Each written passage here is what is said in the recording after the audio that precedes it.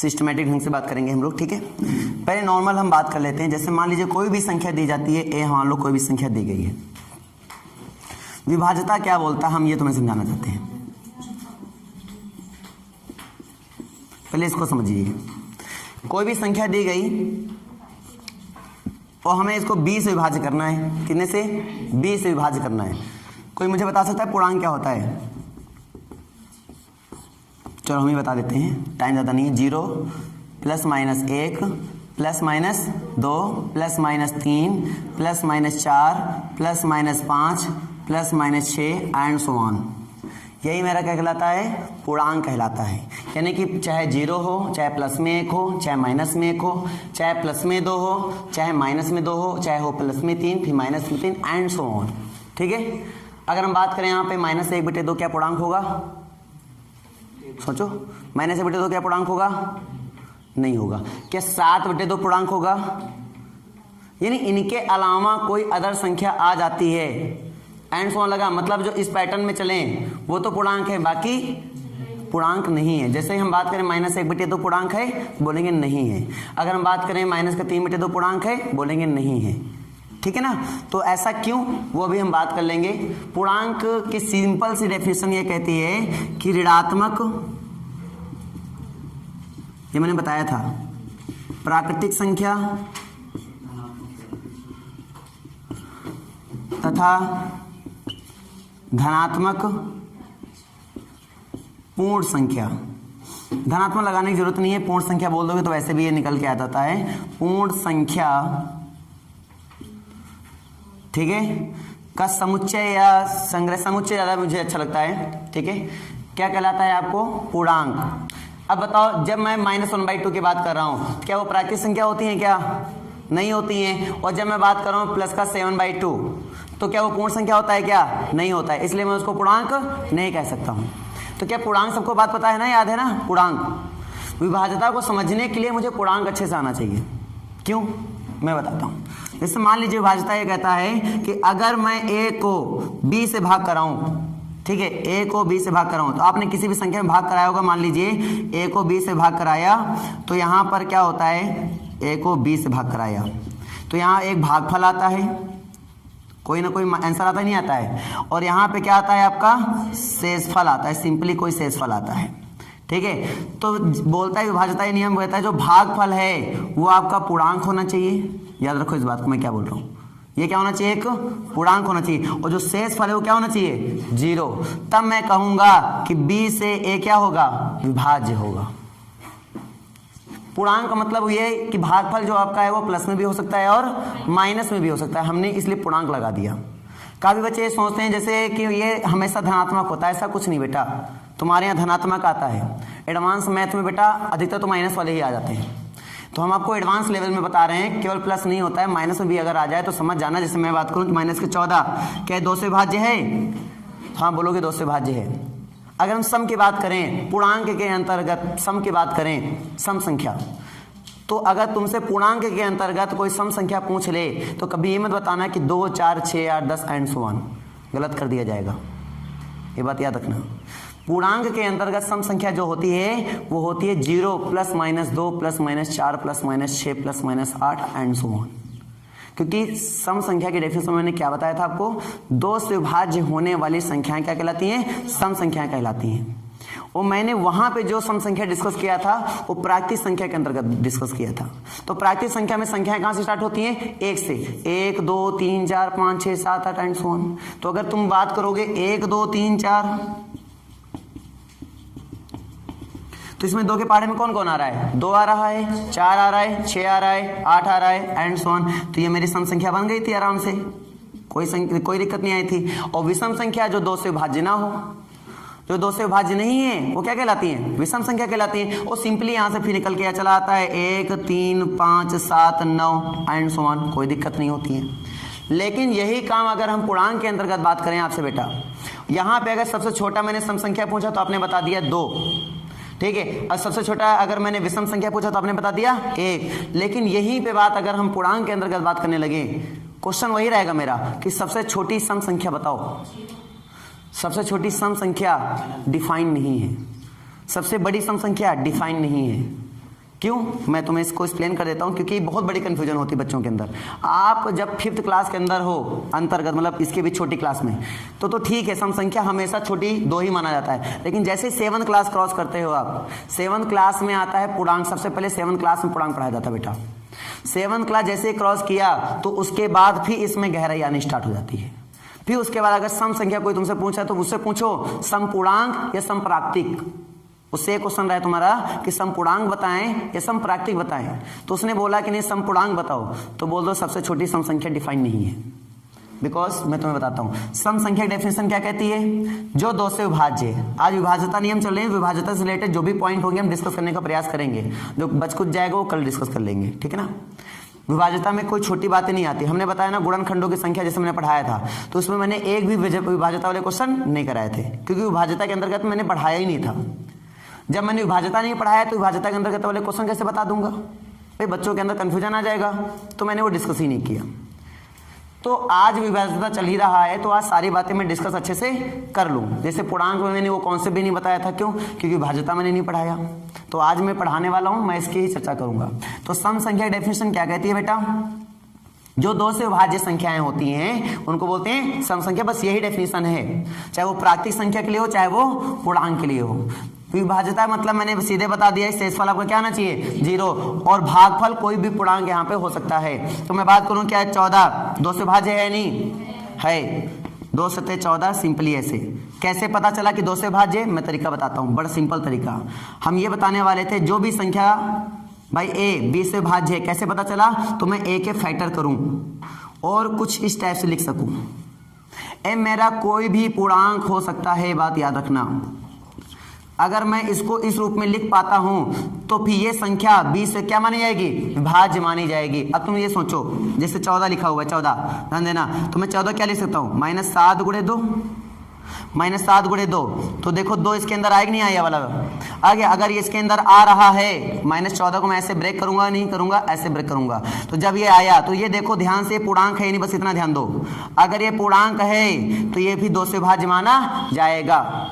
अगर तुम ये पूर्णांक नहीं बताते हो डेफिनेशन में तो दिक्कत कहाँ होती है भाई, हमारे मन में विचार आ जाए, नहीं सर हम पूर्णांक नहीं बताते हैं तो क्या गलत हो जाएगा क्या, तो हाँ बिल्कुल गलत हो जाएगा। क्यों, अगर आप पूर्णांक शो नहीं करते हो तो क्या गलती होगी। जैसे हम बोला 5 2 से विभाज्य है, तो बोला नहीं विभाज्य, हमने कहा सिद्ध करके दिखाओ। तो आपने बोला चलो ठीक है, आपके कहने अनुसार हमने 2 यहाँ पे लिख दिया, 2 यहाँ पे लिख दिया, गुणा करेंगे तो 5 ही आएगा बेटा, ठीक है। लेकिन अगर हम इस संख्या की बात करें तो ये संख्या पूर्णांक है क्या, तो ये संख्या पूर्णांक नहीं है। जब ये संख्या पूर्णांक नहीं है तो मैं इसको विभाज्य नहीं मान सकता हूँ। लॉजिक क्लियर हुआ। कोई भी संख्या तुम उठा सकते हो। जैसे हम बोले कि 240 किस किस संख्या से विभाजित, तुमने बोला सर 6 से विभाजित, क्यों, क्योंकि हम इसको ऐसे लिख सकते हैं। समझ नहीं आया, तो 6 इसके अंदर आ रहा है कि नहीं आ रहा है, गुणनखंड में आ गया, मतलब ये 6 से विभाज्य है। और भी तुम संख्या बता सकते हो, हमने कहा ना जो इस रूप में लिखे जाए वो सब विभाज्य मानी जाती हैं। बताओ, हम इसको ऐसे भी लिख सकते थे, कैसे, 8 गुणे कितना 30, मतलब ये 8 से विभाज्य है। क्लियर हो गया नहीं हो गया। तो मेन मुद्दा यहीं से आता है बेटा विभाज्यता का। आप यहाँ पे करो और इसको इस रूप में लिखो तो ये 20 से विभाज्य माना जाएगा। कब, जब m मेरा क्या हो, पूर्णांक हो। क्योंकि मैंने यहाँ पे शेषफल कुछ लिखा ही नहीं है। ऐसा क्यों लिया जाता है, क्योंकि हम जानते हैं भाज्य बराबर क्या होता है, भाजक गुणे भागफल और प्लस शेषफल। तो अभी मैंने यहाँ पे क्या बताया भाई साहब, मैंने बताया शेषफल क्या होता है 0, तो ये तो संख्या हो गई 0। अब भाज्य को हमने क्या मान लिया था यहाँ पर, क्या a, तो ये संख्या हमने रख दिया a बराबर, भाजक को मैंने क्या मान लिया था b, तो यहाँ पे रख दिया था मैंने b। भागफल को एक पूर्णांक आता है तो उस पूर्णांक को मैंने नाम दे दिया था कितना m, इसलिए यहाँ पे b इंटू m के फॉर्म में लिखा मैंने। अब कुछ लॉजिक क्लियर हुआ है, वही बात, चाहे ये बोलो चाहे ये बोलो, ये बोलने में शॉर्टनेस आती है, एक लॉजिक निकल के आता है, और ये बोलने में कोई लॉजिक निकल के नहीं आता है। तो बचपन वाली कहानी होगी शेषफल 0 आ जाए, है ना। तो शेषफल 0 कहाँ कहाँ आ जाता है, शेषफल 0 चलो मैं तुम्हें करके दिखाता हूँ। शेषफल 0 यहाँ पे भी आ जाएगा। जैसे काफ़ी लोग बोलते हैं विभाज्यता नियम, तो विभाज्यता नियम लोग बहुत लोग बोल देते हैं कि शेषफल क्या हो जाए 0। मैं आपको बताता हूँ ये डेफिनेशन गलत क्यों है। चलो मैं आज तुम्हें बताता हूँ डेफिनेशन गलत क्यों है। आपने बताया सर शेषफल 0 हो जाए, आपने इसको डिफाइन नहीं किया, तो आंसर मैं आपका जो डेफिनेशन होगा गलत मानूंगा। बिकॉज देखो ध्यान से, ठीक है, 2 दूनाई क्या हुआ 4 हुआ, यहाँ पे 1 आया, दशमलव खिलाया, यहाँ कितना हो गया 0, और 2 पंचे हो गया यहाँ पे 10, लास्ट में शेषफल कितना आ गया। आपने बताया था शेषफल 0 हो जाता है तो उसको विभाज्य बोलते हैं, तो फिर यहाँ पे ये विभाज्य माना जाना चाहिए ना, नहीं माना जा रहा है। क्यों नहीं माना जा रहा है? क्योंकि आपकी डेफिनेशन अभी गलत थी। आपने बताया शेषफल 0 आ जाए तो उसको विभाज्य कह देते हैं। अरे ऐसे कैसे भैया, फिर तो बहुत सारी संख्याएं गलत हो जाएंगी, फिर तो सम ही डिफाइन नहीं होगा, सारी संख्या सम ही बन जाएंगी। लो हाँ, क्योंकि इसकी डेफिनेशन के अकॉर्डिंग गलत हो जाएगा। तो जब तक आप शेषफल के बारे में बताने के साथ साथ जब तक आप भागफल के बारे में नहीं बताएंगे बेटा, तब तक डेफिनेशन सही नहीं मानी जाएगी। तर्क के आधार पर तुम्हारे पास एक एग्जाम्पल है, और भी बहुत सारे एग्जाम्पल मेरे पास हैं, 1 2 नहीं, बहुत सारे एग्जाम्पल हैं। ठीक है, तो ऐसे सिचुएशन में हम ये कह सकते हैं कि हाँ शेषफल 0 हो, लेकिन कब? जब भागफल क्या हो? पूर्णांक हो। क्या यहाँ पर ये पूर्णांक है? क्या नहीं है, इसलिए हमारा विभाज्य नहीं है ना। सबको क्या लॉजिक क्लियर हुए या नहीं क्लियर हुए ना? ये बहुत बड़ी बात है। मैंने कितने बच्चों को बताते हुए देखा विभाज्य क्या होता है, कि शेषफल 0 हो जाए विभाज्य हो गया। अच्छा, मैं हर जगह डिस्कस नहीं करता, मेरी आदत नहीं है। टाइम आने पर कोई चीज़ अगर समय से पहले डिस्कस कर ली जाएगी ना तो मज़ा नहीं आएगा। समय आने पर उसको लगेगा पढ़ा हुआ है, लेकिन फिर भी एक्चुअली पढ़ा हुआ नहीं है, लेकिन फिर भी लगेगा उसको मैंने पढ़ लिया है। तो क्या ये बातें सबको क्लियर हो गई हैं? क्या मैं अब टॉपिक में चल सकता हूँ आगे? जब भी विभाज्यता की बात आएगी तो आप डिस्कस कर पाओगे थोड़ा बहुत। चलो मैं 1 2 क्वेश्चन की बात कर लेता हूँ, ठीक है, रब कर दो ये सब।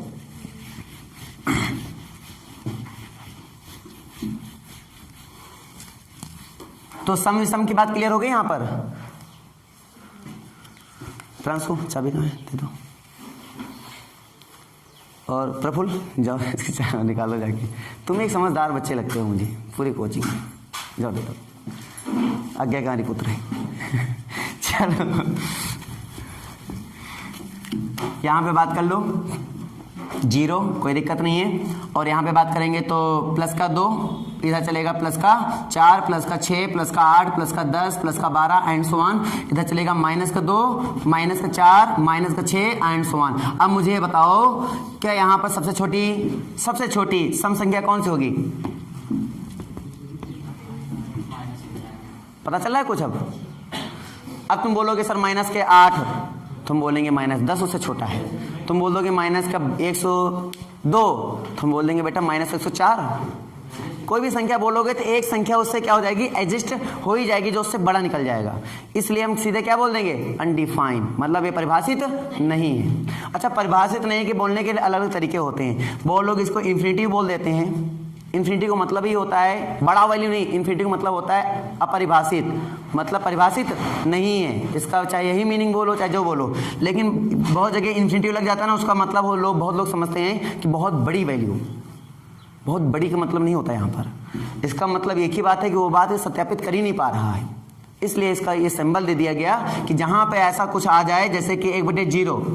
अब 0 अपने टेबल में कभी 1 को परिभाषित नहीं कर पाएगा, चाहे जितने बार पढ़ लो, इसलिए इसको नाम दिया जाता है क्या, अपरिभाषित। क्लियर हुआ नहीं हुआ? और इसको हम लोग शॉर्ट फॉर्म में अपने इंग्लिश वर्ड में बोल देते हैं इन्फिनिटिव या इनफानाइट। फानाइट नहीं, इनफानाइट, ठीक है। तो इन्फिनिटिव वर्ड होता है ये। तो यहाँ पे बताओ क्या परिभाषित है ये चीज? सबसे छोटा नहीं है। क्या सबसे बड़ा परिभाषित है? नहीं है। क्या 0 एक सम संख्या है या नहीं है? अब कोई पूछ ले 0 सम संख्या है या नहीं, तो बता देना हाँ है। नहीं 0 केवल सम संख्या। क्यों? क्योंकि 0 2 से विभाज्य है। 0 2 से विभाज्य है। बढ़ के देखो, और विषम की डेफिनेशन क्या कहती है? जो 2 से विभाज्य ना हो। अब जैसे मैं इसमें लिखना चाहूंगा तो ये लिखूंगा 1, समझो 1, 3, 5, 7 एंड सो ऑन। इधर लिखूंगा तो -1, -3, -5 एंड सो ऑन। समझ में आया? तो इसमें कहीं 0 आया क्या? नहीं। और ये जितनी भी संख्याएं मैंने लिखी हैं सब 2 से विभाज्य नहीं है। क्लियर हुआ ना? सबको कॉन्सेप्ट क्लियर हो रहा है? ठीक है, ये था एकदम बेसिक फंडामेंटल, लेकिन बेसिक में समझना बहुत यूजफुल फंडामेंटल है, क्योंकि इसके आधार पर बहुत सारे क्वेश्चन करने वाले हैं। ये रख कर दूं बेटा। मैं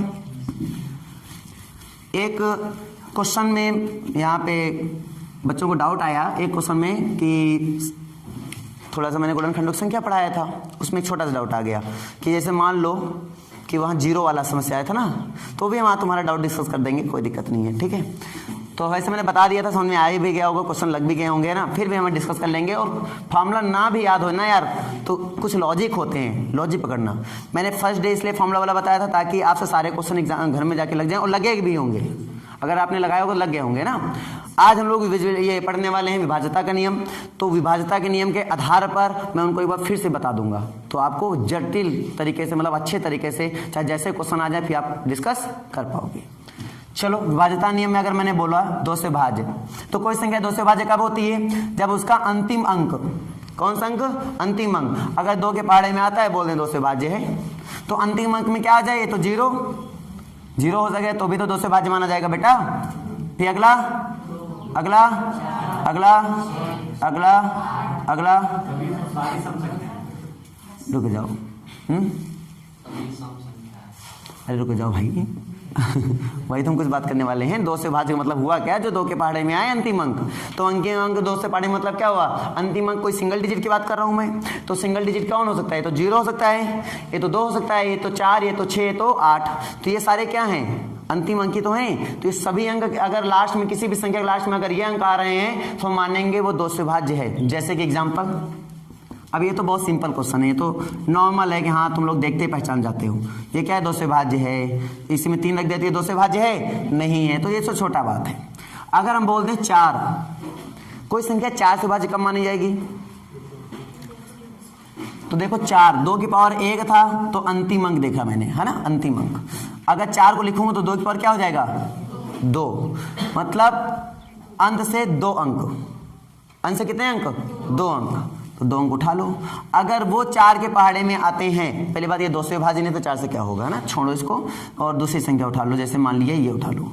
अगर अंतिम 2 अंक 4 के पहाड़े में आते हैं, ठीक है ना, ये 4 से कट जाए ऐसा बोल सकते हो, तो वो संख्या 4 से भाज्य मानी जाएगी। जैसे कि अंतिम अंक मैंने उठा लिया 20, क्या इसको 4 का पहाड़ा पढ़ो, 4 पंजे 20, पूरी तरीके से कट रहा है। तो आप पूरा भाग करा के देख लो, ये पूरी तरीके से कट जाएगा बेटा, कोई दिक्कत नहीं है।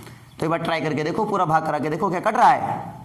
कट जाएगा, नियम कहता है ये, है ना। तो हमने क्या सीखा? अगर अंतिम अंक कितना हो जाए, यानी कि जो 4 से भाज्य, अंतिम के 2 अंक अगर 4 के टेबल में आ जाएं तो मैं क्या कहूंगा? वो 4 से भाज्य है। लिखते जाना नियम नियम लिखते जाना, कथा सुनते जाना, कोई दिक्कत नहीं है, नियम लिखते जाना। क्योंकि ये नियम सुनने में तो बड़े इजी लगते हैं, लेकिन अचानक पूछ लिया जाए तो बेटा दिमाग खराब हो जाता है।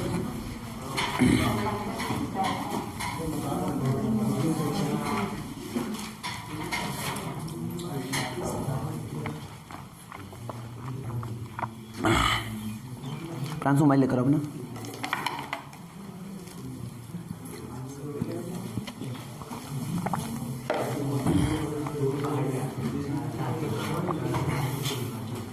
अब तुम लोग अपने आप से नियम बताना। ये तो समझ में आ गया ना किस रूल के अकॉर्डिंग मैंने बताया। याद करने का सिंपल तरीका है, पावर 2 की पावर, है ना। अगर 8 का बोला तो मैंने 2 की पावर कितना? 3। तो इसमें कितने अंतिम अंक देखने पड़ेंगे? 3 अंतिम अंक देखने पड़ेंगे। अगर वो 8 के पहाड़े में आते हैं तो 8 से भाज्य माना जाएगा। अगर मैंने मान लो 16 दे दिया तो कितना? 2 की पावर कितना? अंतिम अंक कितने? 4 देखने पड़ेंगे। अगर मैंने दे दिया 32 तो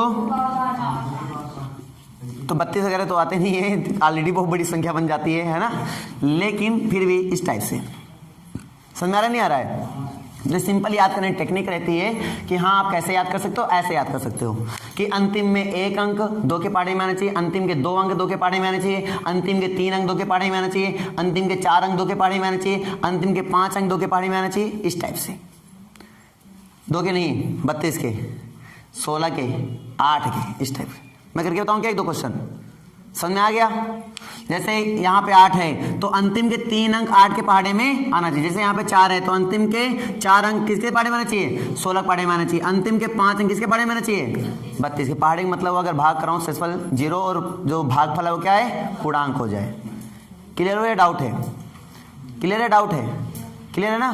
तो चाहो तो एक फंडा बना लो याद करने का, और चाहो तो रट्टा मान लो, तुम्हारी मर्जी, एज योर चॉइस। इसमें हम कुछ नहीं कह सकते। सबको क्लियर हुआ? अब अगला आता है इसमें 3 का नियम।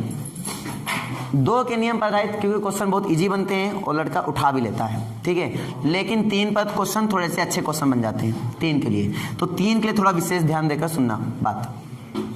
3 के लिए नियम कहता है कि जितने भी हमारे पास जो भी संख्या दी गई है उनके सभी अंकों का योग कर लो, अंकों का योग, और अंकों का योग जो आए वो 3 के पहाड़े में आना चाहिए, मतलब वो 3 से भाज्य होना चाहिए। अब जैसे अंकों का योग कर लिया मैंने, अगर वो 3 के पहाड़े में आ गया तो मैं बोलूंगा हाँ ये 3 से भाज्य है। तो कोई भी संख्या उठाएंगे और जैसे हमने कोई रेंडमली संख्या लिख दिया, अब बताओ क्या ये 3 से भाज्य है?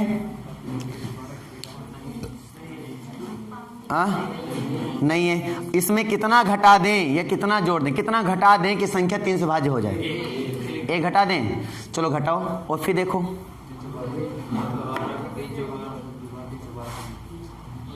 हुआ नहीं हुआ? नहीं समझ में बात? देखो समझाता हूँ।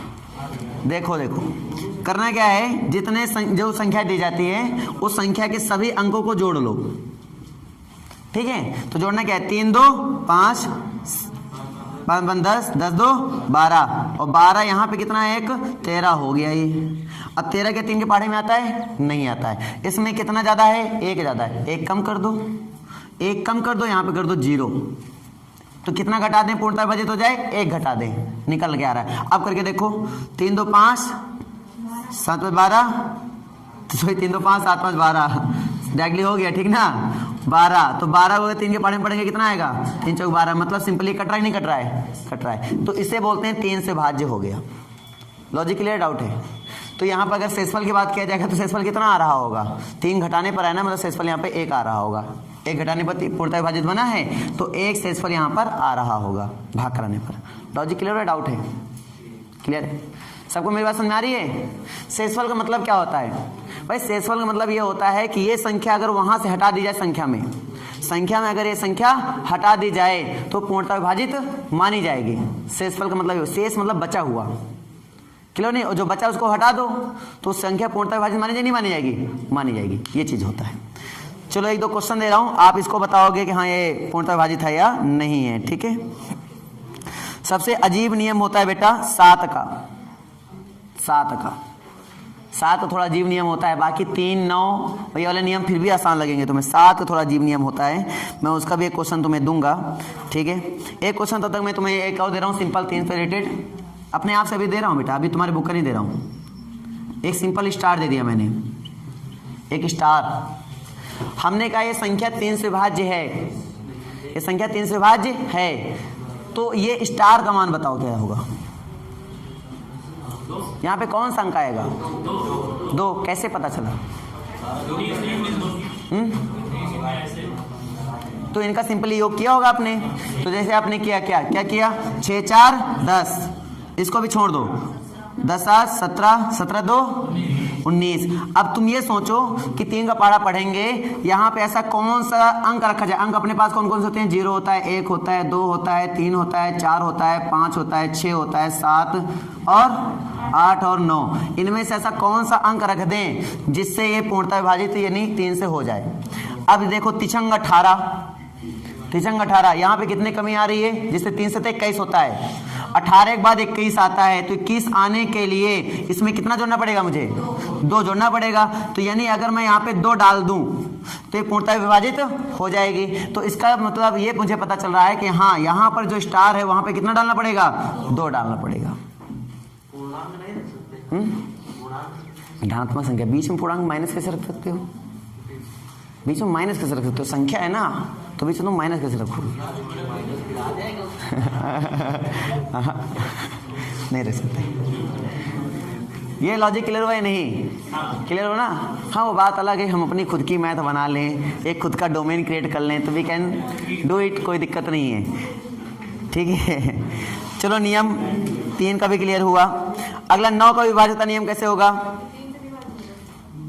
जो 3 से भाज्य वो 9 से भाज्य होगा। अरे सिंपल यही बोलेंगे कि जो संख्या देखो योग करेंगे और योग अगर 9 के पहाड़े में आ जाए, अच्छा जरूरी है जो 3 से भाज्य 9 से भाज्य? हमारे पास बहुत सारे एग्जांपल ऐसे हैं जो 3 से भाज्य है परंतु 9 से भाज्य नहीं है। ये गलत नहीं है, मैं तुम्हारा जो 3 से भाज्य हो समझे? ऐसे बहुत सारे मेरे पास एग्जांपल। चलो मैं एक ही एग्जांपल दे देता हूँ। 6 3 से भाज्य है परंतु 9 से भाज्य नहीं है। छोटा, बहुत बड़ा ना सोचो, बहुत बड़ा नहीं, छोटा सा एग्जांपल। अरे हम जान गए हैं बेटा, वो लड़की अब समझ गई बात। मतलब जरूरी है बोलोगे। चलो ये सबको समझ में आ गया ना। तो 9 के लिए क्या नियम रहेगा? 9 के लिए भी यही नियम रहेगा कि संख्याओं में सभी अंकों का योग 9 के पहाड़े में आ जाए। ठीक है, तो एक छोटा सा एग्जांपल अपने लिए कोई भी रख लो। मैं रख के दूं क्या? चलो मैं रख देता हूं।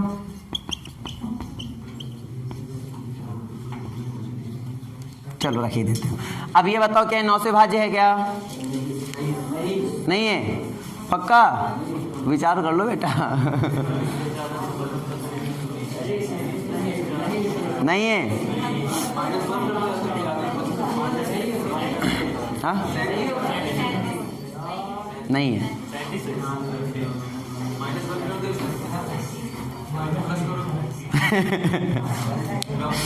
तुम्हारी भावनाएं समझ पा रहे हैं। अब हम जरूर करेंगे, तुम्हारी आज्ञा। चलो मैं इधर बेटा कुछ और डिस्कस कर लेता हूँ। चलो ठीक है, 6 से भाज्य कैसे मानोगे? 6 से तो देखो 6 ऐसी भाज्य संख्या है ना। 6 कैसी संख्या है? भाज्य संख्या है। 6 मतलब 2 × 3, 2 × 3। ध्यान देना, 2 × 3 का मतलब क्या हुआ? जो संख्या 2 से विभाज्य हो और जो संख्या 3 से विभाज्य हो, दोनों से भाज्य हो जाए। जो संख्या 2 और 3 दोनों से भाज्य हो जाए, मैं उसको क्या मानूंगा? 6 से भाज्य। कॉमन सेंस वाली बात है ना। 6 उसके अंदर होगा मतलब क्या है? अगर कोई सी संख्या का गुणनखंड करें और 6 उसके अंदर है, तो इसका मतलब क्या हुआ? 2 भी उसके अंदर है और 3 भी उसके अंदर है। तो इसका मतलब क्या हुआ? पहले लॉजिक को बेटा समझेंगे। कुछ चीजें होती याद की जाती हैं, कुछ चीजें होती समझी जाती हैं, है ना। जैसे यहाँ पर ये चीजें याद करने वाली चीजें नहीं है, देखा जाए कहीं ना कहीं थोड़ी बहुत समझने वाली भी बातें हैं। जैसे 6 आ जाए या 18 आ जाए, ऐसी बात है। जैसे मान लो 18 आ जाए, 18 मतलब क्या हुआ? न 2 × 18, मतलब जो संख्या 9 से विभाज्य हो और जो संख्या 2 से विभाज्य हो, तो मैं उसको 18 से विभाज्य मानूंगा। कुछ समझ में नहीं आ रहा है? जैसे मान लो 21 दे दिया मैंने, 21, तो जो संख्या 7 से विभाज्य हो और जो संख्या 2 से विभाज्य हो, वो 21 से विभाज्य माना जाएगा। अच्छा 3 से। जैसे मान लो मैंने यहाँ पर, मैं आपको कौन से बता रहा हूँ, खाली क्या इसमें इंपॉर्टेंट होता है। जैसे 15 ले लिया मैंने, तो 15 मतलब क्या हुआ? जो संख्या 5 है और यहाँ पर 3 है, जो इन दोनों से भाज्य होगा तभी 15 से भाज्य माना जाएगा। क्या मतलब? कैसे बताओ, बता दें कैसे? हमारे पास लॉजिक बहुत है, भंडार लगा हुआ है। खाली एक बार डालो तो सिक्का खड़खड़ा के कुछ ना कुछ निकलेगा ही। तो मैंने क्या बताया? मैं आपको कुछ कॉन्सेप्ट देने वाला हूं। जैसे मैंने क्या बताया? विभाज्यता का सही मीनिंग क्या होता है? गुणे ग्रुप में लिखना। अगर उस संख्या गुणे ग्रुप में लिख पाते हो, और जो संख्या जैसे मान ले हमने 7 यहाँ पे लिखा, हमने 21 को मैं क्या लिख सकता हूँ? ये तो 1 × 21 लिख सकता हूँ, मतलब ये 1 से विभाजित है। जो संख्या यहाँ पे है वो 1 के पूर्णांक होना चाहिए, बस ये नियम मैंने बताया। जैसे मैंने 21 को और क्या लिख सकता हूँ? 3 × 7 = 21, मतलब अगर इसको देखूँ तो 3 से विभाज्य माना जाएगा और ये 7 से विभाज्य माना जाएगा। क्लियर नहीं? क्लियर। 7 से भाज्य माना जाएगा इसलिए क्योंकि एक पूर्णांक है। 3 से भाज्य इसलिए माना जाएगा क्योंकि 7 क्या है? एक पूर्णांक है। डेफिनेशन वही लगा रहा हूं जो मैंने शुरुआत में बताया। जितने विभाज्यता के नियम के अकॉर्डिंग देखा जाए, डेफिनेशन लास्ट में अगर अप्लाई करना चाहो तो वही लगेगी। ठीक है, और ये डेफिनेशन के आधार पर काफी कुछ हम डील भी कर सकते हैं। और बड़ी बड़ी क्लासों में जब हम लोग ABCD की बात करते हैं ना, नॉर्मल रियल नंबर डायरेक्टली चलता है बेटा। वहाँ कोई छोटी मोटी संख्या नहीं चलती है कि 1 215 420, ऐसे नहीं। रियल नंबर, उस पूरे रियल नंबर सिस्टम में सोचना होता है ऐसे कौन से नंबर है जो एग्जिस्ट नहीं कर रहा है इस बात को। ऐसा कौन सा नंबर जो एग्जिस्ट नहीं कर रहा है? तो यहाँ तो चलो नॉर्मल सी बात है।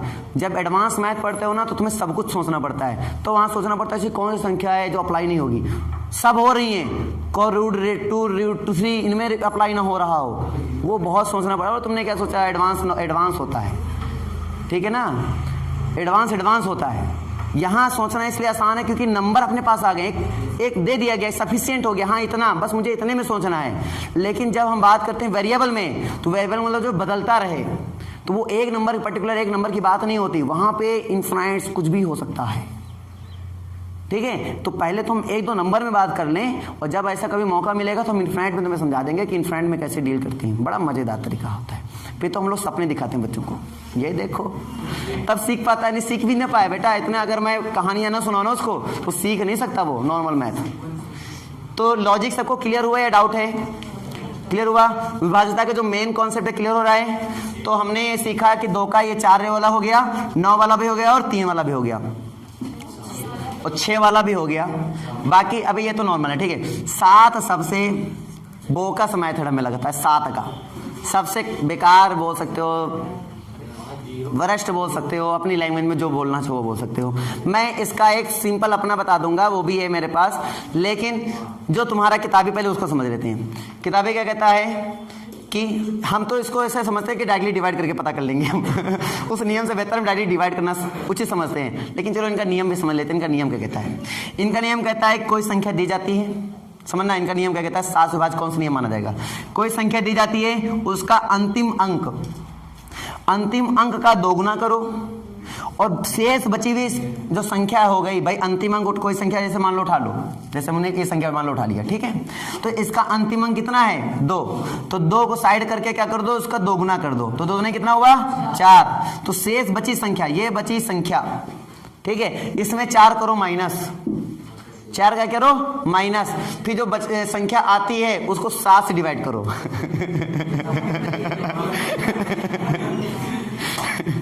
कुछ समझ में आया? तो लोग यही सोचेंगे यार इससे बढ़िया है जब हमें लास्ट में टेबल ही पढ़ना है, क्या एक अंक में हमारा कुछ घट जा रहा है था क्या, चलो हम कर लेंगे। लेकिन ऐसा होता है ना कि ये प्रक्रिया कई स्टेप में लगा सकते हो। जैसे अब ये बना तो फिर इसमें फिर वही प्रक्रिया लगा सकते हो, फिर ये बना फिर इसमें वही प्रक्रिया लगा सकते हो, करते चलो लास्ट तक पहुंच जाओ, तो छोटा करने में काम आ सकता है बड़ी संख्या को।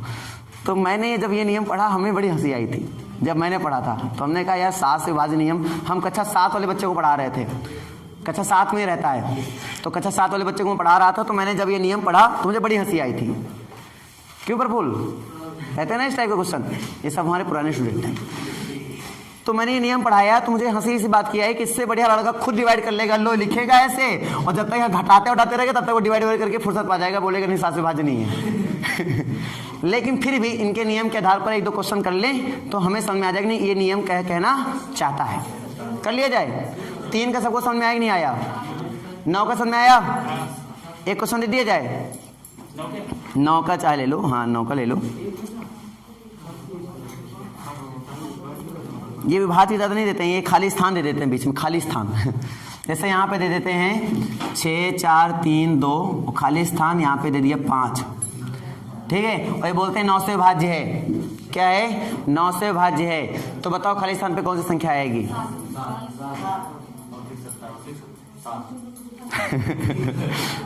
चलो आओ भाग्य हमारे, जो आपका आंसर हमारे दर पधारे। 7 आवा, धन्यवाद चलो, एक मैंने ग्रुप में कुछ क्वेश्चन भेजे थे ना बेटा, ग्रुप कहाँ गया इसका महाराज का?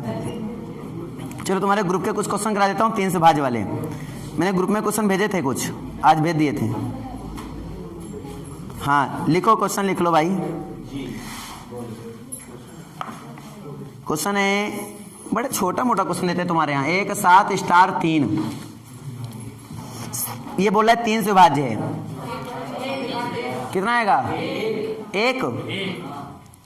बच्चे बड़े खतरनाक हैं, चलो बढ़िया अच्छी बात है। इसका लिखो, अच्छा इसका 1 और यहाँ पे स्टार लगा दिया, यहाँ 4 लिख दिया, ठीक है। ये बोल रहा है 4 से विभाज्य है, तो छोटा से छोटा क्वेश्चन सुनना, छोटा से छोटा अंक बताओ।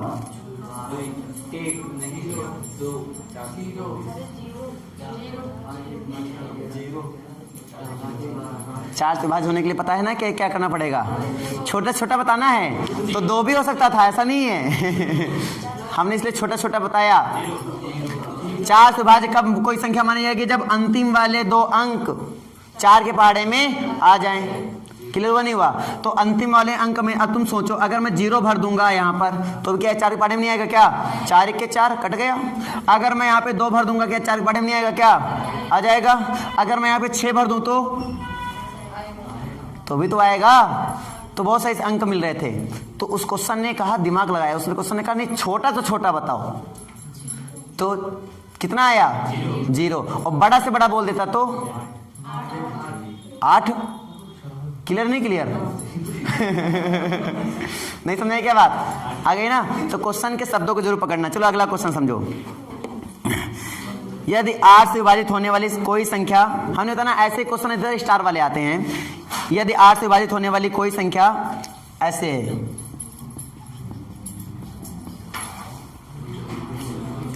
हो तो स्टार के स्थान पर छोटा से छोटा अंक क्या होगा? छोटा से छोटा 8 से विभाजित होने के लिए अंतिम के 3 अंक पकड़ते हैं, याद आया? छोटा से छोटा 0 8 3 24 ऐसे हो रहा है। अरे धो दिया यार तुम लोगों ने। भाई 8 3 24 तो ऑलरेडी हो रहा है ना, तो 0 भर दो इसमें, 8 जरूरी भरना है। प्यारा लग रहा होगा ना, कोई बात नहीं। अगला क्वेश्चन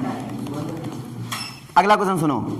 यहाँ पे लिखा हुआ है 5 लिखा हुआ है, फिर स्टार लगा, फिर 6 लिखा है। ये 9 से विभाज्य संख्या है। कितने से? 9 से विभाज्य है। स्टार जगह पे कौन सी संख्या भरेंगे?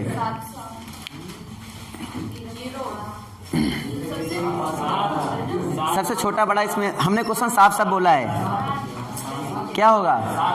7 पक्का?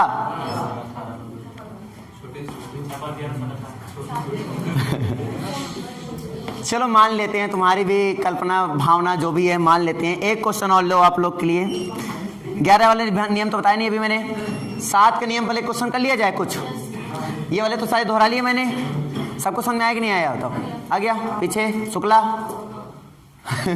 शुक्ला बोला, शुक्ला दिमाग खराब। बेटा नाम तो हमें वैसे भी याद नहीं रहते, मैं ऐसे ही कुछ याद हो जाता, ज़्यादा अच्छा रहता है। द्विवेदी, समझ में आया? चलो बढ़िया, अच्छी बात है, धन्यवाद आपका। और किसी को डाउट हो तो भी डिस्कस कर लो। 7 के नियम वाले क्वेश्चन थोड़ा सा उस नियम को भी इस्तेमाल करना सीख लें यार, है बुक में तो सीख लेते हैं। क्या कहता है वो? बहुत बोरियत नियम है ना। अंतिम का अंक पकड़ो, सुनना ध्यान से।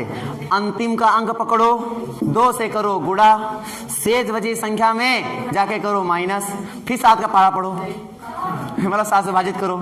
इसका मतलब समझ पा रहे हो नहीं समझ पा रहे हो? लॉजिक क्या होता है? अंतिम अंक पकड़ना है, 2 से करना है गुणा, शेष बची संख्या में वो जाके माइनस करना है, यही लॉजिक लगाना है। ठीक है, चलो मैं एक क्वेश्चन ले लेता हूँ आपके लिए। आपके द्वार पर एक क्वेश्चन सा, छोटा सा क्वेश्चन नजराने के तौर पर पेश किया जा रहा है। अरे बेटा तुम लोग शब्दों को मत पकड़ा करो, 10वीं बार बोला है मैंने। मुझसे पढ़ रहे हो, आदत बनाओ सुनने की। ये कोई संख्या, वो छोटी संख्या शुरुआत में लिया मैंने। अब इसको 7 से डायरेक्टली भाग कराना उचित ज़्यादा है, लेकिन मैं करूँगा। 8, एक तो थोड़ा सा क्वेश्चन में लॉजिक देखना क्या लग रहा है, ठीक ना। 6 8 7 3 4 7 3 4, फिर वही कहानी पकड़ो। अंतिम अंक में 2 से गुणा, लॉजिक क्लियर है? अंतिम अंक में 2 से गुणा, 4 तो नहीं 8, 8 इसमें करो माइनस, कितना आएगा जरा बताओ? अरे घटाना आता है? 6 यहाँ 5 6 8 6, इसमें कर दो, फिर से इसमें करो 2 से गुणा, 5 तो नहीं 10, और इसमें घटा दो। अब समझे नहीं समझे? लगाते रहो जब तक लास्ट में ना आ जाए। अब इसमें चाहो तो इसमें भी पढ़ा पढ़ सकते हो। कितना आया बताओ? 776, 676, चलो ठीक है। अब इसमें करो 2 से गुणा, 12, और इसमें घटा दो, कितना आया? 55। अब ये देखो 7 से कट रहा है नहीं कट रहा है? नहीं कटेगा, नहीं कट रहा है तो इसका मतलब ये विभाज्य नहीं है। अभी कुछ समझे कि नहीं समझे बताओ? समझे या नहीं? थोड़ा मतलब लॉजिक समझो, ये कहना क्या चाहता था वो मैंने तुम्हें समझा दिया। ये नियम से आप 7 विभाज्य का चेक कर सकते हो। मुझे लग रहा है वो भाग कराना ज़्यादा उचित लग रहा है, मुझे पता है, लेकिन एक बार इस नियम को समझ लो ताकि तुम्हें समझ में आ जाए। एक क्वेश्चन और दे रहा हूँ, इस नियम से करके देखो, इस नियम से। बाकी तो नॉर्मल तुम्हारे पास है ही है यार, कम से कम कोई ये पूछे तो बता तो सको कि नहीं क्या होता है। पढ़े लिखे मतलब तो होना चाहिए ना। फिर बताओ 7 से विभाज्य के लिए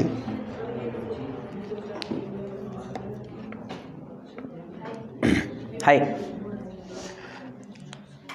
अब ये तो सिंपली डायरेक्टली पढ़ लिया तुमने बेटा।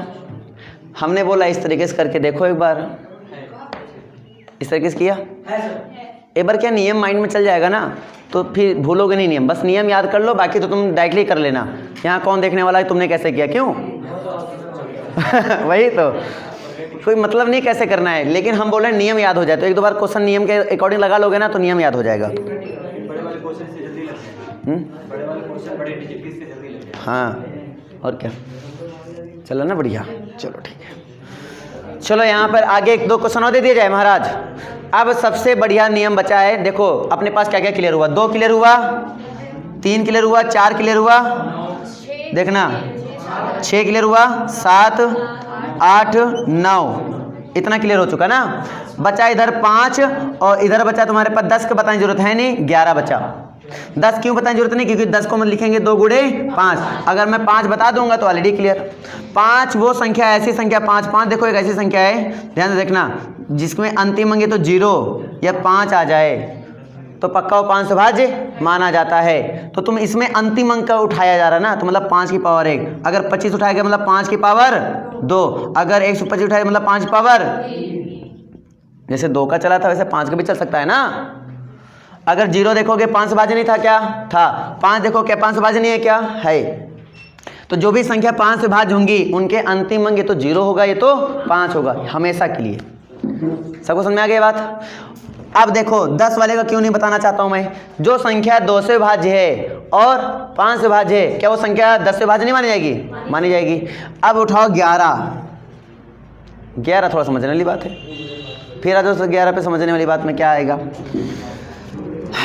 तो 11 में कुछ ऐसा करोगे बेटा, देखना 11 तक ही सीखेंगे हम लोग नियम, तो फिर 13, 19 बहुत, जितनी आभास संख्या सभी के लिए नियम, बस समझो, जितनी आभास संख्या सभी के लिए नियम। तो आभास संख्या बहुत होती हैं, मोस्टली जो क्वेश्चन आता है वो 11 तक ही आता है, तो 11 तक हम लोग सीखेंगे, ज़्यादा नहीं सीखेंगे, ठीक है। तो 11 उठाओ। 11 क्या कहता है, ध्यान देना, कोई दी गई संख्या में सम स्थान में समझ पा रहे हो, 2, 4, 6, ये दूसरा स्थान, चौथा स्थान और छठवां स्थान, सम स्थानों वाली संख्या अंकों का योग और विषम स्थानों वाली अंकों का योग। चाहे विषम, ये मत सोचना है कि सम वाला पहले रखें सर या विषम वाला पहले रखें, किसी एक को पहले रख सकते हो, चाहे सम वाला चाहे विषम वाला। अपने आवश्यकता अनुसार ये बोल सकते हो कि बड़े में छोटा घटाएंगे तो भी कोई दिक्कत नहीं है। मैं इसमें नहीं बोल सकता हूं कि हाँ सम वाला पहले रखेंगे या फिर विषम वाला, क्यों, क्योंकि मैंने विभाज्यता में साफ साफ बोल दिया है कि चाहे प्लस हो चाहे हो माइनस, हमें इससे मतलब नहीं है। हमें बस इतना देखना है क्या उसके अंदर 7 आ सकता है या नहीं, क्योंकि हम पूर्णांक की बात हो रही है। लॉजिक क्लियर है नहीं क्लियर है। तो मतलब अपने मन में ऐसा कोई कंफ्यूजन मत लाना कि विषम वाला पहले या फिर सम वाला पहले। तो 11 से विभाज्य के नियम क्या होगा, ध्यान देना, तो सम स्थानों वाले अंकों का योग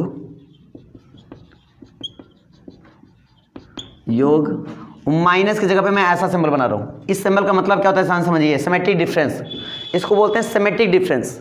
और इसका मीनिंग क्या होता है कि बड़े में छोटे को घटाना, बड़े में छोटे को घटाना। तो आप अपने आवश्यकता अनुसार ये बात क्लियर कर सकते हो। किताबें माइनस लगा देती हैं क्लियर, कुछ किताबें यहाँ पे विषम लिखती हैं, कुछ किताबें यहाँ सम लिखती हैं, डजंट मैटर, मैंने पहले बोल दिया, सिमेट्रिक डिफरेंस लगा लो, बात खत्म। यहाँ तक समझ में आ रहा नहीं आ रहा है। सिमेट्रिक डिफरेंस का मतलब क्या होता है कि बड़ी संख्या में छोटी संख्या को घटाना, ठीक है।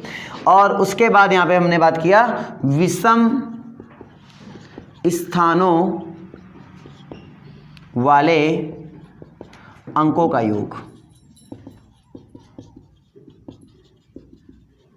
ये सिंपल फंडा, ये लगा दो, क्वेश्चन क्लियर, ठीक है। अब मैं एक क्वेश्चन उठा लेता हूं, कोई सा छोटा सा मोटा कोई भी क्वेश्चन, कोई भी अंक आप बोल दो, नॉर्मली कोई भी संख्या बोल लो। 13, 31, चलो ये लो, चलो यार अब आवा पे लेवल का चलो ठीक है। देखो भाई विषम स्थान देखो, विषम पहला देखना, विषम का पहला, तीसरा, पांचवा, देखो 1 2 3 4 5 6 7 8 9 10 11, जितने मैंने लाइन खींचे हैं वो विषम स्थान वाले थे।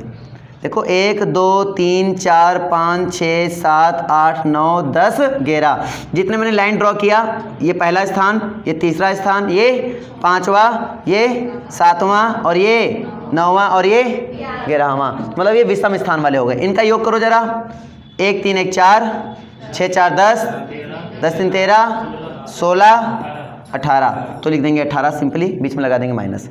अब सम स्थान वाले, अब सम स्थान वाले ऊपर लाइन खींचना हो, 2 ये दूसरे स्थान पर, ये इस पर, इनको जोड़ो बेटा जल्दी से।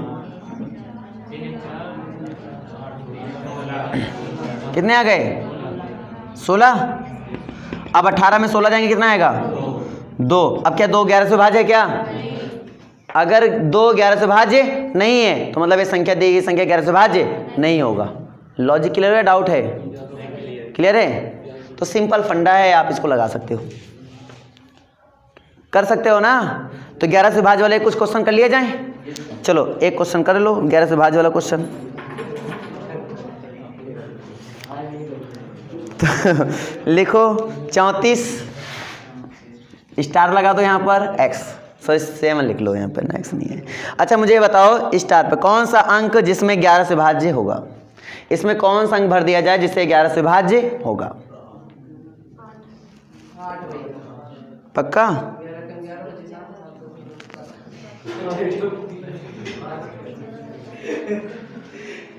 बताओ 8, सभी का आगे 8, आगे सभी का 8, ठीक है।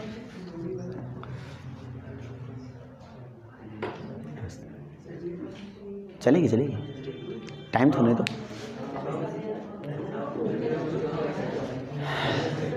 हो गया।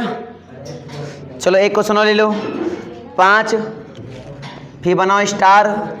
तुम लोग मेरे लिए स्टार हो तो मैं तुम्हें स्टार पे स्टार दे जा रहा हूँ। 3 4 5 7, ये जो संख्या दी गई है ये 11 से भाज्य है, तो स्टार की जगह पर कौन से स्थान पर अंक आएगा?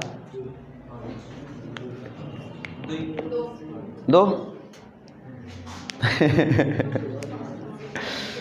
मजा आ रहा है? मैं तुम्हें नहीं आ रहा है? आएगा है ना? चलो बढ़िया है, मजे लेते रहो। मैं करके बता दूं अगर ना आ रहा हो तो। नहीं आ रहा है क्या? अंजलि नाम है तो नाम भूल जाते हैं। अंजलि, चलो दुई, चलो दुई आंसर आ रहा सबका? 2 आ रहा है, दुई आ रहा? चलो दुई आ रहा है, जब हम दुई को फाइनल करते हैं 2 को गलत करते हैं, ठीक है? दुई आंसर एकदम राइट आंसर है, ठीक है। अब देखो कैसे ये जुड़ रहे हैं, जोड़ो 5 3 8, 8 5 13। अब इधर वाला x है तो कोई दिक्कत नहीं है, देखो इधर 7 4 11। अब इसमें कितना और डाल दूं कि घटाऊं तो पूर्णतः विभाजित मान लिया जाए? 11 में कितना और डाल दूं, भाई x है ना इसकी जगह पर, तो 11 में कितना और डाल दूं जिससे मैं 13 में घटा दूं ये पूर्णतः विभाजित हो जाए। तो 0 लाने के लिए इसमें कितने कमी है? 2 की कमी है, तो 2 इसमें डाल दिया जाए, तो यानी स्टार की जगह पे कितना डाल दिया जाए? 2। तो 11 2 13 हो जाएंगे, और 13 में 13 जाएगा, कितना आ जाएगा? 0। तो ये तुरंत विभाजित माना जाएगा। नहीं समझे क्या बात? आ गई पकड़ में बात? आ गई? ऐसे क्वेश्चन को डील करेंगे तो इस पे रिलेटेड ऐसे क्वेश्चन बनते हैं। अब कुछ हम संख्या और देख लेते हैं। देखो ये नियम तो तुम्हारे सामने क्लियर हो गए हैं, ठीक है? इनका उपयोग देखो। अगर हम बात करें क्या सीधे क्वेश्चन हमारे एसएससी पूछती है क्या, तो हम आपसे बोलेंगे बिल्कुल नहीं पूछती है। सीधे क्वेश्चन कभी एसएससी नहीं पूछती है। ये कोई टीचिंग एग्जाम नहीं चल रहा, टीचिंग एग्जाम में क्वेश्चन पूछे जाते हैं ये वाले। लेकिन अगर हम बात करें सीधे एसएससी पूछती है, तो हम अगर आपको सीधे बोलें नहीं तो कोई गलत नहीं होगा। एसएससी सीधे क्वेश्चन इससे नहीं पूछती। हाँ, इसका उपयोग करके हम कैलकुलेशन को सॉर्ट करके हम लोग आंसर बताते हैं, वो बात अलग है। उपयोग की बात करोगे, हाँ उपयोग करते हैं, लेकिन अगर बात करें एसएससी इसको डायरेक्टली पूछती है तो कभी नहीं पूछती है, क्योंकि टीचिंग स्किल में चला जाता है। वो टीचिंग स्किल का मतलब हुआ अगर ये टीचर वाले एग्जाम देंगे महाराज, तो इनके यहाँ आने की संभावना बराबर बनी रहती है। ऐसा क्वेश्चन यानी इनके लिए सोने पे सुहागा, क्योंकि इसी टाइप से इनके यहाँ पेपर बनने वाला है।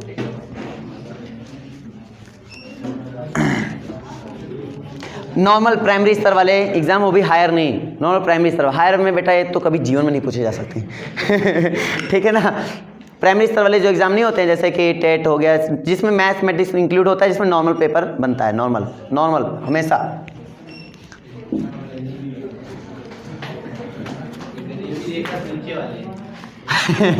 गरीब रेखा से नीचे, ऐसा बोलना भी गलत होगा, है ना? चलो यहाँ पे ध्यान दो बेटा। यहाँ पे हमने कुछ गुणनखंड के नियम में भी विभाज्यता के नियम देखो डालते हैं कैसे, देखो मैं तुम्हें बताता हूँ। बाकी नॉर्मल मैंने फॉर्मूले बता दिए थे, कौन से बता दिए थे, सब कुछ हो चुका था, ठीक है? अब इनको हम लोग लॉजिक क्लियर कर लेते हैं विभाज्यता के नियम पर। जैसे हमने कोई संख्या दे दी, चलो मान लिया हमने कोई संख्या, चलो हमने 72 मान लो दे दिया। कितना दे दिया? 72। हमने कहा 3 से विभाज्य, इसमें ऐसे बहुत सारे गुणनखंड होंगे जो 3 से विभाज्य होंगे, तो 3 से विभाज्य होने वाले गुणनखंडों की संख्या बताओ कितनी होगी जो कि 3 से विभाज्य है। तो ऐसे क्वेश्चन कैसे डील करोगे? जैसे कोई संख्या दी जाए, एक छोटा सा एग्जांपल है, कोई बड़ी संख्या भी आ जाए और किसी से विभाज्य, तो पहले तुम ये देख लो विभाज्य है कि नहीं मन में। 7 2 9 विभाज्य तो है, पहले तो विभाज्य होना जरूरी है। मान लो विभाज्य नहीं है तो बोल देंगे गुणनखंडों की संख्या, बोल देंगे 0, क्या बोल देंगे 0। भाई अगर यही संख्या 3 से विभाज्य नहीं है तो फिर तो संख्या कोई हो ही नहीं सकती है। क्लियर हुआ नहीं हुआ? लेकिन विभाज्यता के नियम अगर ना पढ़े होते तो स्पीड से कैसे चेक कर पाते? देखो अभी हम चेक कर रहे हैं 7 2 9 क्लियर हो गया, यहाँ ये विभाज्य है। लॉजिक नहीं क्लियर? तो हमने इस वाले टॉपिक को इस टाइप के क्वेश्चन क्यों नहीं पढ़ाए? उस टाइप के क्वेश्चन आई थिंक थे भी नहीं उसमें। इस टाइप के क्वेश्चन थे क्या एक्सरसाइज में? नहीं थे ना। तो जितने टाइप के थे मैंने देखो करा दिए थे। मतलब इस टाइप के क्वेश्चन कहीं ना कहीं विभाज्यता के अंतर्गत ही चले जाते हैं। समझ आ रहा नहीं आ रहा है? तो अब विभाज्यता के नियम पढ़ाने का मौका मिला तो मैंने देखो क्वेश्चन उठा लिया दने दनी कि ऐसे क्वेश्चन अगर आ जाएं तो क्या होगा। तो ऐसे क्वेश्चन आएंगे तो बड़ा सिंपल तुम्हें तरीका करना है। अगर हम 3 गुणे करें, हमने बोला ना विभाज्य तब माना जाता है जब इसको 3 के गुणे में लिखा जा सके। तो कितना लिखूंगा? 3 में गुणा कितना कर दूं 72 हो जाए? कितना? 24। तो 3 से भाज्यता देखना है तो 3 को तो ऑलरेडी बाहर कर दो तुम, समझना। 3 को भाज्यता देखना है, जैसे 7 को देखना हो 7 को बाहर कर दो, 3 को देखना 3 को बाहर कर दो, 9 72 9 को देखना होता तो 9 को क्या कर दो बाहर। समझ में आ गया लॉजिक? फिर जो संख्या बची है उसका सिंपली जैसे तरीका सिखाया था, जो तरीका वही तरीका, सिंपली क्या कर देंगे गुणनखंड।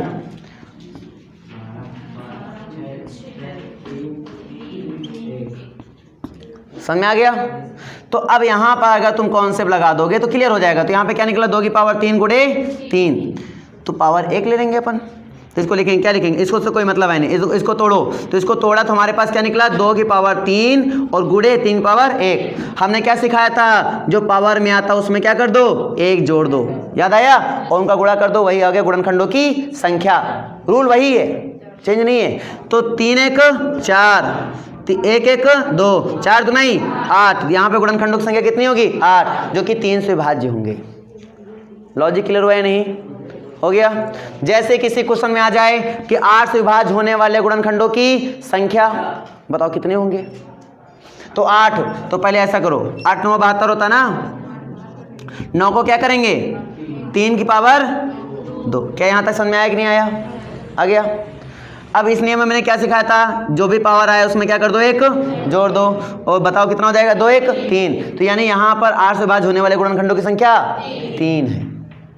अभी भी नहीं समझ में बात? आ गई ना? चलो 1 2 क्वेश्चन और देख लेता हूँ।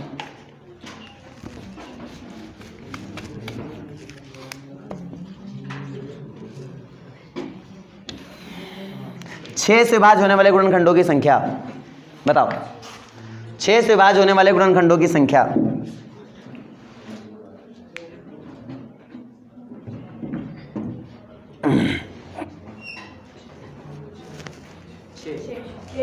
छः।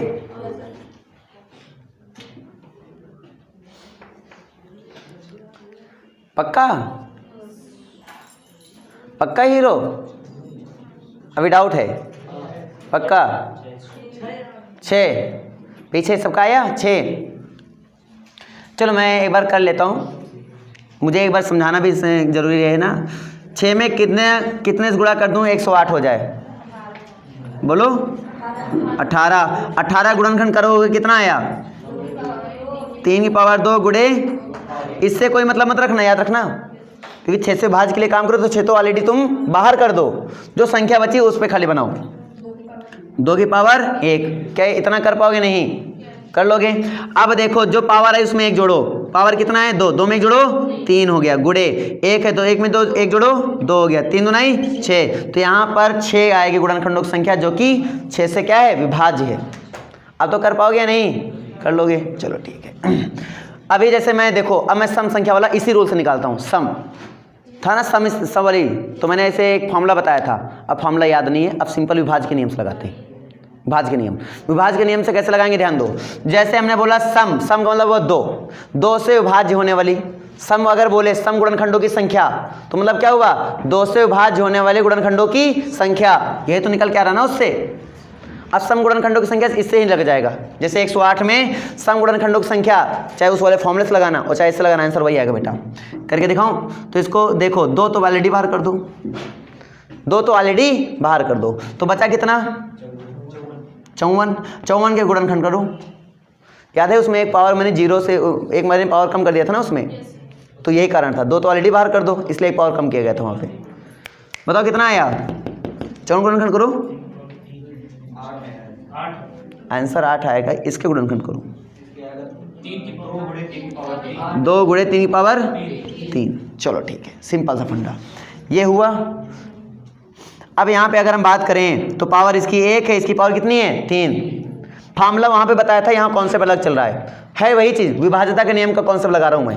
उससे भी वही आंसर आएगा जो उससे आएगा, उससे करके देखना वही आंसर उससे भी आएगा, इससे भी वही आएगा। फार्मूला अगर अब बात करो फार्मूले की, तो उसमें मैंने बात किया था, देखो a की पावर p और b की पावर q और c की पावर r, तो हमने बोला था सब में तो q+1 कर देना है, याद आया? लेकिन इसको p को p लिखे देना है, याद आया? और क्यों ऐसा कहा था? आप तो क्लियर हो, क्योंकि 2 ऑलरेडी एक बाहर हो जाता ना बात, और इससे कोई मतलब होता नहीं है, इसलिए यहाँ पे हटा देते हैं। तो विभाज्यता के नियम से पॉइंट क्लियर हो जाता है। आई थिंक लॉजिक क्लियर हुआ, ठीक है। चलो, और जब एक बाहर हो जाता है, इसलिए जोड़ की बात करूंगा, तो एक तो ऑलरेडी तुमने बाहर कर लिया है, तो जोड़ में भी एक क्या हो जाता है, कम हो जाता है, इसलिए वहां पे 0 से ना होकर 1 से स्टार्ट होता है। 1 2 3 4, याद हुआ? फॉर्मूला मैंने लिखवाया होगा तो मैंने ये बोला होगा, सब में 0 से स्टार्ट किया होगा कुल गुणनखंडों की संख्या में, जो था उसके लिए था ना। लेकिन सम वाले में मैंने बोला 1 से स्टार्ट कर लेना, याद है ना? तो ऐसा क्यों? क्योंकि एक घात तो मैंने ऑलरेडी बाहर कर लिया ना भाई साहब, तो कम पड़ चुका है, तो अब 1 से स्टार्ट करेंगे। अभी डाउट है ना तो बता दो, और नहीं है तो क्लियर हो गया तो आगे बढ़े, हम आगे बढ़ें। अब वो कॉन्सेप्ट क्लियर किए जा रहे हैं जो अधूरे थे, क्योंकि विभाज्यता का नियम क्लियर, तो सारे कॉन्सेप्ट क्या हो जाएंगे, क्लियर, जड़ से क्लियर होंगे, ठीक है। और इसमें एक पॉइंट और देख लो, अब मैं बता ही रहा हूँ तो सारे पॉइंट देख ही लो। हमने बताया ना, पूछ लिया करो जहाँ दिक्कत हो, जैसे लड़के ने पूछा तो हमने कहा लो बता ही देते हैं आज, और क्लियर लो, महाजन ले लो एकदम क्लियर। अगर इसी में तुम्हें दे दें ऐसे गुणनखंडों 72 में, चलो 72 में ले लो, 72 एक संख्या बढ़िया है, ऐसे गुणनखंडों की संख्या बताओ जो विभाज्य हो, सॉरी विभाज्य ना लो, तुम ले लो वर्ग हो, वर्ग पूर्ण वर्ग हो। पूर्ण वर्ग मतलब समझते हो नहीं समझते हो? पूर्ण वर्ग समझते हो ना, पूर्णता वर्ग, वो संख्या बताओ जो पूर्णता वर्ग के फॉर्म हो, जैसे कि 1 हो सकता है, 4 हो सकता है, 9 हो सकता है, इस टाइप से, 16 हो सकता है, इस टाइप से। तो कैसे पता करेंगे पूर्ण वर्ग का मतलब क्या हुआ? तो पहले पूर्ण वर्ग बनाओगे कैसे? रूल यही है बेटा, रूल एकदम सिंपल, कोई दिक्कत नहीं। देखना 72 के गुणनखंड क्या बने बताओ? अरे 2 की पावर कितना? 3, प्राइम फैक्टर में तोड़ते हैं बेटा, याद रखो। और 3 पावर कितना? 2। मुझे पूर्ण वर्ग बनाना है, 3 तो पूर्ण वर्ग के में आता नहीं है, घात, घात पूर्ण वर्ग मतलब घात जिसकी कितनी हो, 2 हो, या 2 के पहाड़े में हो, क्लियर नहीं क्लियर? तो मैं इसमें एक घात कर देता हूँ बाहर। क्या ऐसा लिख सकता हूँ या नहीं, ये बताओ? सॉरी, ऐसा लिख सकता हूँ या नहीं? अब तुम देखो इसकी घात, हो सकता है यहाँ 4 होता, क्या होता 4, तो मैं इसको 2 की पावर 2 लिख सकता था, लेकिन 4 नहीं है, तो मैं सिंपली इसकी पावर कितनी लिखूंगा, 1। यहाँ पे कितनी पावर लिखूंगा, 1। क्यों? क्योंकि ऑलरेडी इनके, अगर मान लो ये 4 होता है, मान लो यहाँ पे 6 होता, कितना होता 6, तो मैं 2 गुणे यहाँ पे 3 लिख देता, नहीं लिख देता, तो यहाँ घात कितनी मिल जाती मुझे, 3 मिल जाती है। लेकिन यहाँ पे 6 तो है नहीं, यहाँ पे कितनी है, यहाँ पे 2 है, तो घात इसकी क्या मानूंगा मैं, 1, क्योंकि एक ही बार आया है भाई। 6 होने का मतलब क्या हुआ, 6 देखना, 3 की पावर 2, 3 पावर अगर 6 होता है, मैं एक ही क्वेश्चन में कॉन्सेप्ट समझा रहा हूँ, ठीक है। अगर 3 पावर 6 होता है, इसका मतलब क्या हुआ, 3 पावर 2 गुणे 3 पावर 2 गुणे 3 पावर 2, देखो 6 हुआ, 2 दूने 4 दूने 6, कितने बार आया है 3 पावर 2, 1 2 3। तो इसको ऐसे ना लिखकर मैं 6 को ऐसे भी तो लिख सकता था ना, कि 2 गुणे 3, बात समझ आई नहीं आई, मतलब वो 3 बार में है। तो अब देखो यहाँ तो एक बार था, लेकिन अगर 3 आ जाए तो 3 के अकॉर्डिंग काम करेंगे। मेरे पास समझना, मैं एक ही क्वेश्चन में कॉन्सेप्ट खाली दे रहा हूँ, ताकि क्वेश्चन आ जाए तो उड़ा दें, धुन दें उसको। तो यहाँ पर 1 था पावर, तो ध्यान देना मैंने क्या बताया, इससे कोई मतलब है नहीं, क्योंकि मुझे चाहिए कौन सा, पूर्ण वर्ग वाला। तो यहाँ पे पूर्ण वर्ग की घात कितनी मिली, 1, और हम जानते हैं पावर में हमेशा 1 जोड़ देते हैं, तो 1 + 1 करोगे कितना हो जाएगा, 2 गुणे 1 में जोड़ो 1 2, 2 दूने कितना हुआ 4, यानी 4 इसमें इसके अगर गुणनखंड किए जाएंगे तो 4 ऐसे गुणनखंड मिलेंगे जो कि क्या होंगे, पूर्ण वर्ग होंगे। समझ में आई कि बताओ? नहीं तो बताओ, आया ना? और अगर मान लीजिए इसी में हो जाता, ये 6 होता, तो इसको मैं यहाँ पे क्या लिख देते, 3, तो यहाँ पे 3 है कितना हो जाता, 4, और 1 कितना हो जाता, 2, वैसे बना लेते हैं। पूर्ण घन की बात करो तो घन की बात भी कर सकते हो, घन में घात कितनी लेंगे, यहाँ पर 3 लेंगे। लॉजिक यही है सेम, समझ में नहीं आ रही क्या? आ गई ना? अब जो थे बेटा, जो नहीं थे मैं उनको नहीं समझा रहा हूँ, जो थे तो उनको लॉजिक क्लियर हो रहे हैं, क्योंकि हमारे लेक्चर में कॉन्सेप्ट मतलब कंटिन्यूटी बहुत जरूरी है। सबको क्लियर हुआ या नहीं इधर का? ये टोला क्लियर हुआ, ये टोला क्लियर हो गया तो